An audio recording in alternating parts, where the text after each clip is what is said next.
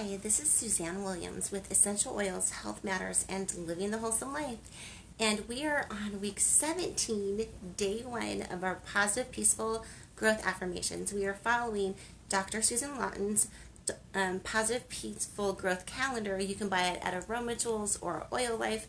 You're definitely going to want to hop onto it just as a reminder of things that you're doing. Hop onto buying that is what I meant. It's a perfect gift to give to people for Christmas and birthdays. People who love positive affirmations, essential oils, music therapy, they're gonna love this book by her because she combines all three in a super easy to follow format. It looks like this, so very easy to follow. So the affirmation for this week, which I think is one of the perfect affirmations as we are going into the new year, as the new year is upon us, and this is like the first full week, I think, that most people are back to school, like college kids are back to school, public school children are back to school, and anyway, so, and people are going back to work, so we are now fully into 2020. Do you have your motto for 2020 yet? My motto for 2020 is perfect vision. And just trying to remind myself that to have the vision and to try to stick to my vision more as I'm trying to guide myself through life. And but what's your motto for 2020? I would love to hear it. And then I actually have a secondary motto that I just rediscovered today. Anyway, but I'll tell you about that in a minute. Okay, so the motto, the affirmation for the week that we are working on is I am engaging my inner wisdom. And I'll talk about that in just a minute, but I wanted to introduce the motto the affirmation for today, and that is, I use my quiet time to focus on my inner voice. Okay, so as I'm contemplating that affirmation, my first thought was quiet time. Like, when is your quiet time? Some of us have to schedule the quiet time. There will always be way more jobs that we want to do and that others want us to do than we can actually do in a day. It will always be that way. And so let's take the time. We have to, wherever you are in life, whether you're a young teenager, whether you are a busy mom, a busy dad, a busy grandma or grandpa. I don't know that life very often slows down, except I don't know if life ever slows down. I'm just going to tell you that I am now 50 and life doesn't seem to be slowing down for me. So, anyway, so since life doesn't slow down, and since there will always be more things to do than we actually have time to do, we have to carve out the time to be quiet and to listen to that inner voice. Now, I think I talked about that inner voice last week a little bit, but I believe that our inner voice comes from God. I feel like our inner voice is the voice of God. And as we listen to I just want to close my eyes, right? Prayer time and meditation time, and just as I'm listening to the inner voice, I want to just close my eyes, block out the distractions. When I close my eyes, it seems to just like quiet the world, right? And anyway, we all need to schedule that quiet time so that we can hear that inner voice. And if our lives are so busy running one direction and another, then as we've started a new year, maybe we should sit down and look at what are all the things that are pulling our time and energies this way and that. And let's see, maybe we can let go of some things so we can have a little bit more quiet time and peace and solitude.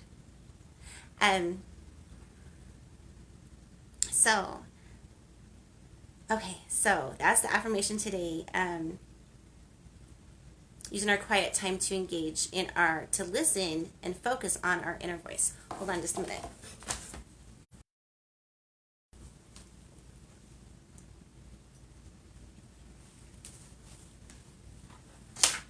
Okay, so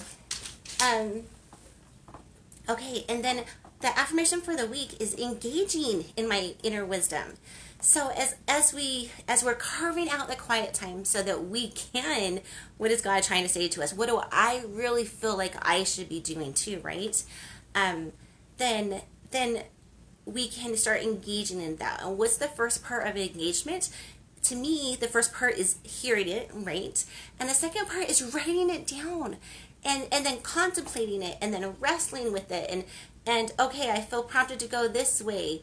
Let me explore that, exploring things, pondering things, um, wrestling with ideas and solutions to problems and engaging with my inner wisdom.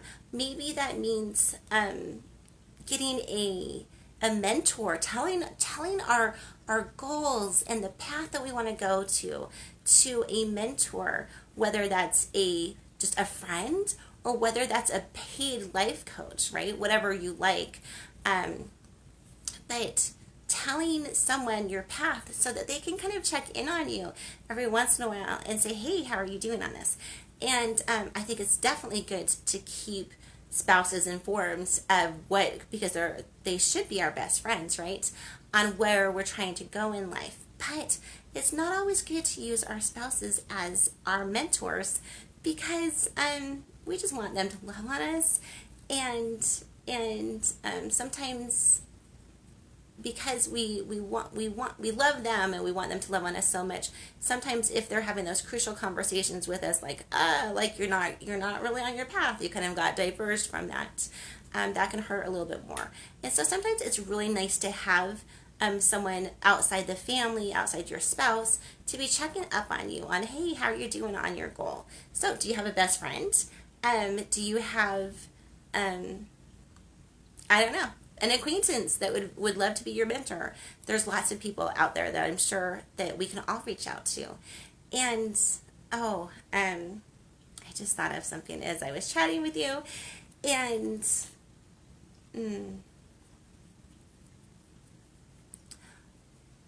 okay, so engaging in our inner wisdom, and then I'm just going to say that as we are following our inner wisdom, as we're following our desires, and we're following kind of what we're getting from God, let's celebrate those successes. Like, let's take the time, let's carve out the time to have a few celebrations of our successes. Wisdom and research shows that as we celebrate our successes, we are going to have a whole lot more. So, I just wanted to talk about that. Okay, so,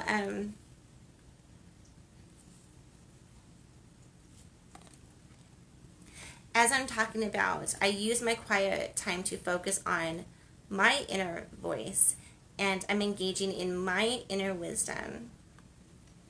I was just listening to some talks today on how easy it is to be sidetracked from your main goals. Now, I think that most of our main goals are having good relationships with those in our circles.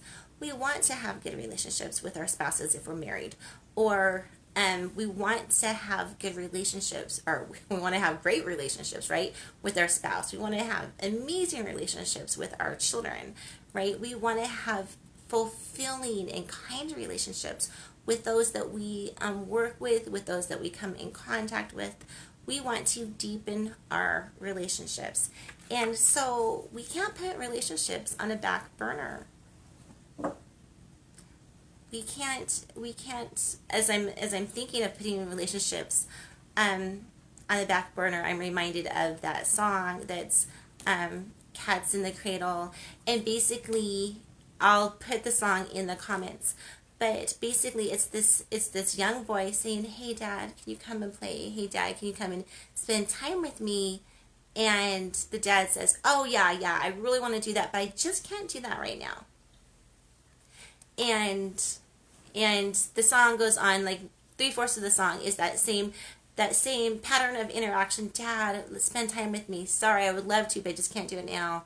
Dad, will you spend time with me? Sorry, I just can't do it now. And then at the very end of the song, it flips, and the dad is saying, "Hey, son, come spend time with me. I'd love to spend time with you." and the son saying, oh yeah, I totally want to do that, but just can't do that right now. Hold on just a minute. Go ahead and just walk around that way, and I think you're going to be good. I don't think it's going to... Anyway, girls in my house. Yay, girls in my house, right? You know how we have so many boys in our house. Go ahead, I got it. And so many boys in our house, right? 7 boys, and most of the time my 2 girls are either gone, one in college, or 2 with her family in a whole nother state. So, but this week, we have them both with us, and we are so happy. Okay, they just came in from shopping. Anyway, so the point is that if we can't put off, life is too short to put off the most important things in our life, and relationships really are the most important things. And so as I was thinking about how we can get distracted, right, from our main goals in life to love other people, like when Christ was asked, what's the 2 great commandments, right? And or what's the greatest commandment? And he said the first commandment is the great commandment is to love God, and the second is to is like unto it to love others as we love ourselves, right? So loving God, loving others, loving ourselves, right? That's the first 2 great commandments. And so when we get distracted from the love, the relationship building, I think I was going to say it's so easy to get distracted from either honoring and loving God or honoring and loving those around us and ourselves, honoring and loving ourselves too. So as I'm thinking of that, I remembered a quote that I think I'm going to pair with my affirmation for this whole my motto for 2020. I guess maybe my motto for 2020 is perfect vision, and my application that my affirmation that I'm just going to keep for the year and hopefully make it the application that I'm running all the time is never let. It's a quote by President Thomas S. Monson, who was a past prophet of the Church of Jesus Christ of Latter-day Saints. And he said, never let a problem to be solved become more important than a person to be loved. Okay, I'm just going to say that one more time because I think it's profound. And it's never let a problem to be solved become more important than a person to be loved. And do I get distracted from that? Yes. Way too many times in my life I have been distracted from that. But to me, that's the essence of keeping that second commandment of loving other people. And you know what? If we're loving other people, I think we are honoring God. So, okay. So as we're going back and talking about using our quiet time to listen to our inner voice, which I think is not only our voice, but also the voice of God, right? I feel like we have to carve out quiet time. And Jesus said, come follow me. And so he kind of set the pattern that leads to happy life. And Jesus was so good at going away, going up into the mountains, going up into the wilderness, and having his alone solitude time. Like you see that over and over again in his life. And so I feel like we need to follow Jesus on that, and that quiet time is important and we should be doing that. Okay, the last thing that I want to say on this subject of using quiet time to focus on your inner voice and the importance of quiet time is a story by Stephen Covey. And I remember reading this, I'm going to guess, like when I was about, I don't know, between the ages of 9 and 12. We've moved, not a lot, but some in my growing up years. And so I can usually say, okay, when did I have this happen? And I can, I was in this house when I had this happen. So I'm like, okay. So I think so Stephen Covey, and he's the guy who wrote the seven habits of effective people. Anyway, he's written a lot. I might put some links to his books in the comments. If you've never read Stephen Covey, you will love him. When it comes to time management and putting your important things first, getting the big rocks in your jar first so that everything else can fall into place. Stephen Covey, world renowned. on those issues. Anyway, so he tells a story of there's two woodcutters, right? And they are sawing down trees and sawing up the logs, whatever they're doing. And and they want to get it done, right? They want to get it done so they can go do other things, right? And so one of them just works consistently the whole entire day. Like he hardly takes any breaks at all. He's just like boom, boom, boom, sawing his wood, right? Okay, and that's his day. And then the other one would saw for a little while, and then he's like, "Oh, my saw isn't cutting as well as it used to be," and he would go and he would sharpen his saw. And Stephen Covey didn't say this in the story, but maybe he took a little bit of a break, right? He ate. He took some downtime. In my mind, that's what this other one did. But Stephen Covey only really does say that he took the time to sharpen his saw, and then he would come back, and his saw was like super sharp, and so it was cutting through the wood, like butter, and just cutting so much faster. And whereas the second guy, anytime his saw started to get dull, he would stop, go sharpen it, then come back, and he finished his work so much faster, and his day went well. But the guy who just worked and worked and worked and never stopped, right, to sharpen his saw, his work got harder and harder and harder and harder. He had to work with way more effort to get the same amount done that this second guy got done. So to me, that's a very simple story to just remind us that we do need to take time off to sharpen our saws. We do need to take time to have that quiet time. We need to take time to have the prayer time. We need to take time to have the connection time, the play time, the downtime, the vacation time, the going to church time, the I don't know maybe it's the reading time, maybe it's the watching movies with your family time, the dinner time actually at the table, whatever the time is that you need to take that sharpens your saw, whatever the time that we need to take that sharpens our saw, we need to be taking that time, because our lives are going to be happier, and we are actually going to get more done when we take some time to sharpen our saw. So I wanted to leave you with that as we're talking about today's affirmation, which is I use my quiet time to focus on my inner voice. And I love that, my inner voice. It's not that what's the world telling me, what do I need to listen to from the world today. No, we're not listening to what the world tells us. When we think about the great people from history, the Mother Teresa's, the Anne Franks, and the maybe the George Washingtons, the people who make the great discoveries in science and technology. Are they listening to the world's voice? I don't think so. I think they're listening to their inner voice, and they're solving they're running with what their inner voice is telling them. So let's not, like in 2020, let's listen to the voice of the world less, and let's listen to our inner voice more, because I guarantee our inner voice is going to lead us to happiness. And again, I do think that our best inner voice comes from God. Okay, so that's talking about engaging in our inner wisdom and listening and creating quiet time and using that to listen to our inner voice. The theme song for this week, I am loving.